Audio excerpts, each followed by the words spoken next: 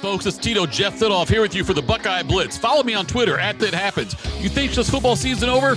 Not a lot to get into. You'd be wrong about that. There's lots to talk about today. As Ohio State, we've got basketball news, we've got some NFL news, or college football news, I should say. But let's start off talking about the Ohio State Buckeyes men's basketball team. And I saw this article, let me show you, Scarlet and Game, and it was about the fact that Billy Donovan now is unemployed.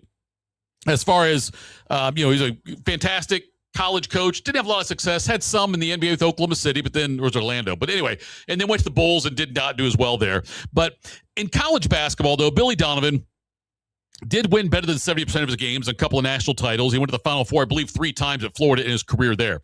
So in this article, Ryan Stanos reported on this, said that Ohio State should at least kick the tires on Billy Donovan as a replacement for Jake Diebler. I disagree with that for a couple of reasons. One, I think Diebler's earned another year. I understand who Billy Donovan is, but Donovan might want a year off anyway. It'd be smart for Donovan. First of all, if you go out and if you kick the tires on Billy Donovan, I just said kick the tires twice.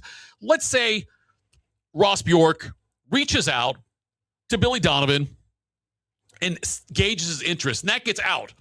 Let's say he's done it. Let's say that Ohio State did reach out. Somebody reached out on Ohio State's behalf to Billy Donovan, and Billy Donovan said, you know what? No. You automatically right there have already hurt the credibility, if you will, of what Jake Diebler does. Donovan be smart not to pursue Ohio State right now. Take a year off. Next year, Kansas could be open. Bill Self had some health issues. We knew about that. Kentucky could be open. Mark Pope, he has not been great there. So there are other options, other programs that are more, blue bloody than Ohio State as far as basketball goes. So I don't think Donovan's going to coach anywhere this year. If he wants to go back, if he wants to go to the NBA, maybe. But if he wants to get back to college, then I think he'd be smart to wait, and I think that's what will probably happen if college is really the way he wants to go. A couple things for Ohio State, though. Ivan Yegovin of the 7'2", 260-pound center is going to come back to Ohio State and play his 3rd season for them. So they'll need him because they're losing Christoph Tilley. Although Christoph Tilley, I think he had another eligibility left, but I think he can't play at Ohio State. It has to be somewhere else. But Ohio State's going to need as many bigs as they can get. They're going to need size in there. They've already added a couple other guys through in the portal, by the way. They've added Duquesne transfer guard Jimmy Williams. He's an Ohio native, too, went to high school up near Cleveland, and he's got 1 year left of eligibility. He averaged 15 points, 4.5 rebounds, and 2.6 a game. Last season also had over 1.5 steals a game, so that was good for them. Ohio State has already picked up Justin Pippen, who is the son of Scottie Pippen. He comes over from Cal before that was at Michigan, but Justin Pippen and Andrea Jelovich, also somebody else. He's a sophomore, but those are guys. He came over from Kentucky, but that's who they've already added into this portal. And Jalen Reese, the guard from LSU, he is coming into. He's also going to visit Ohio State. He's going to visit A&M, Texas A&M, and also I believe Missouri. But he had a great finish to his year last year. He was a freshman guard last year. He's only 6 feet tall. But anyway, in his last 8 games in the SEC, he averaged 12 points, almost 7 assists a game, and shot better than 37% on threes. So he's somebody who could visit Ohio State. I hope Ohio State gets him. They need a point guard.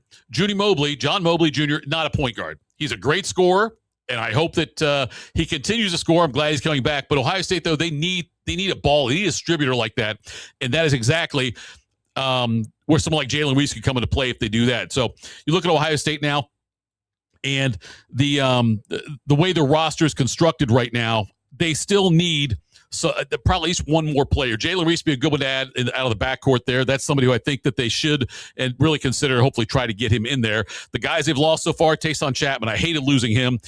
He went to Utah.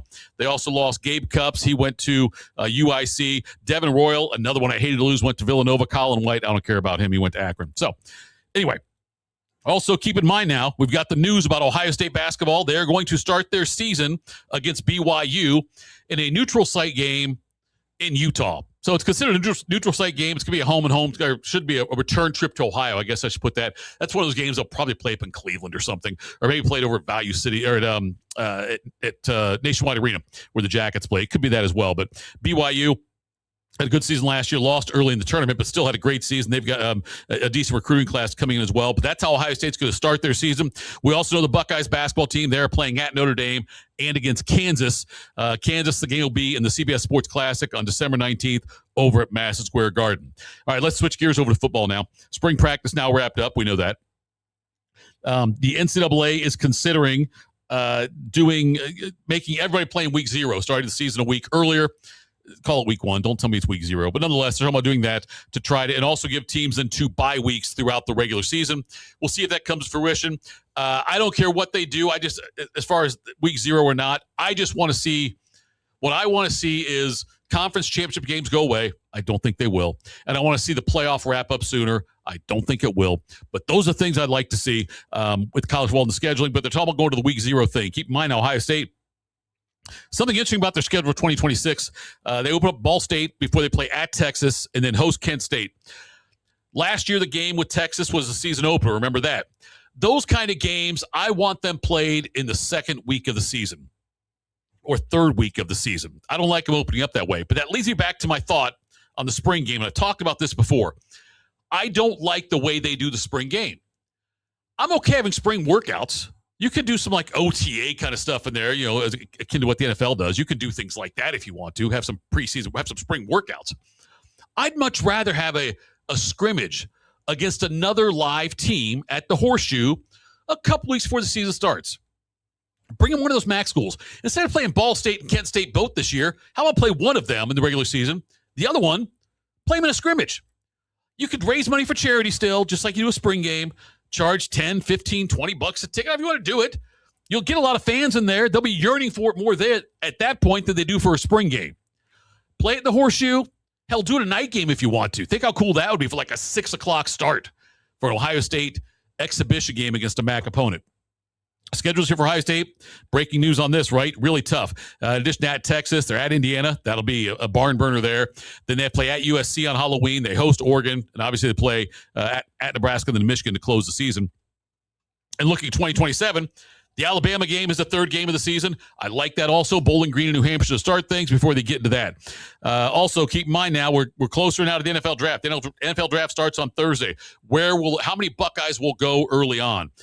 There's a lot of speculation. Arvell Reese will go 2 or 3 in all likelihood, 2 to the Jets maybe, or if the Jets decide to go a different direction, you could see him at 3. I don't know about the Cardinals or not. The Chiefs could trade up. I know the Chiefs would love to have Arvell Reese.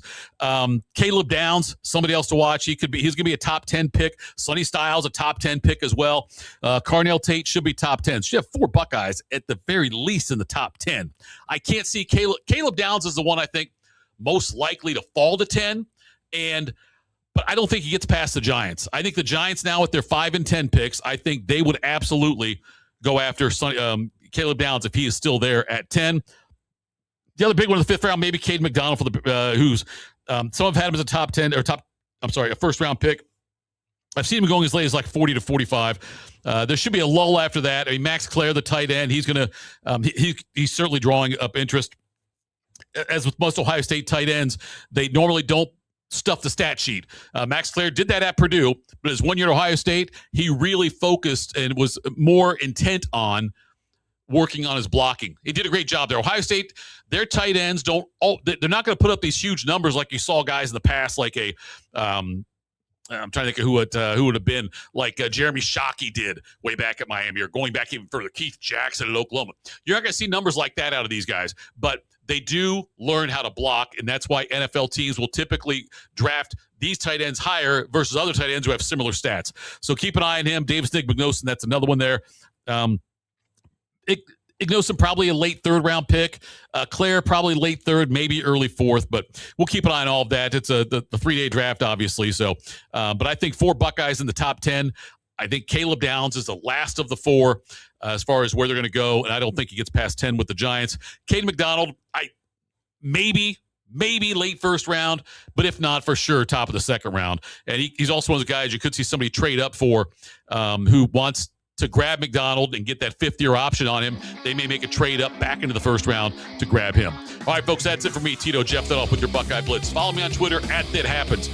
Lots to talk about with the Buckeyes. We'll do more and more stuff as we get closer to the draft. As the draft gets underway, we'll talk about that quite a bit. This has been your Buckeye Blitz on FanStream Sports.